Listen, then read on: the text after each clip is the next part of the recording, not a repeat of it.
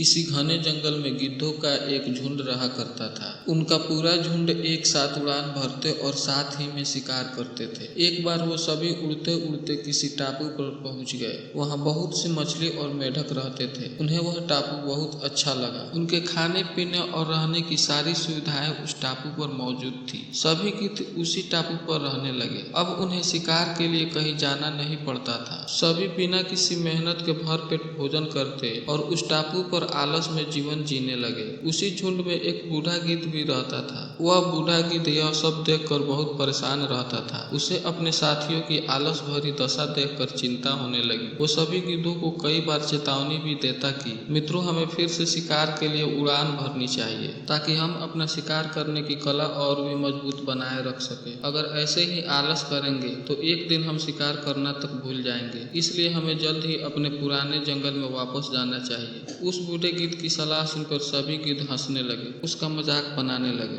उन्होंने कहा कि बूढ़ा होने की वजह से इनका दिमाग खराब हो गया है, इसलिए हमें यह आरामदायक जीवन छोड़कर जाने की सलाह दे रहे हैं। यह कहकर गिद्धों के झुंड ने उस टापू से जाने से मना कर दिया। इसके बाद वह बूढ़ा गिद्ध अकेले ही वापस जंगल लौट गया। कुछ दिनों के बाद उस बूढ़े गिद्ध ने सोचा कि बहुत समय हो गया, चलो उस टापू पर जाता हूँ और वहाँ पर अपने सगे लोगों और दोस्तों से मिलकर आता हूँ। वह बूढ़ा गिद्ध जैसे ही उस टापू पर पहुंचा तो वहां की हालत देखकर वह हैरान रह गया। वहां का दृश्य बहुत भयानक था। उस टापू पर मौजूद सभी गिद्ध मर गए थे। वहां पर सिर्फ उनकी लाशें ही पड़ी थी। तभी उसे कोने में एक घायल गिद्ध दिखाई दिया। वह उसके पास गया और वहां की हालत के बारे में पूछा। उसने बताया कि कुछ दिन पहले इस टापू पर चीतों का एक झुंड आया था, जिन्होंने उन पर हमला कर दिया और सबको मार दिया। हम लोग बहुत समय से ऊंचा उड़े नहीं थे, तो हम अपनी जान भी बचा नहीं सके। हमारे पंजों में उनसे मुकाबला करने की क्षमता भी कम हो गई थी। उस घायल गिद्ध की बात सुनकर बूढ़े गिद्ध को बहुत दुख हुआ। उसके मरने के बाद बूढ़ा गिद्ध वापस से अपने जंगल में चला गया। कहानी से सीख, हमें हर हाल में अपनी शक्ति और अधिकारों की रक्षा करनी चाहिए। अगर आलस की वजह से अपना कर्तव्य करना छोड़ देंगे तो भविष्य में यह हमारे लिए घातक साबित हो सकता है।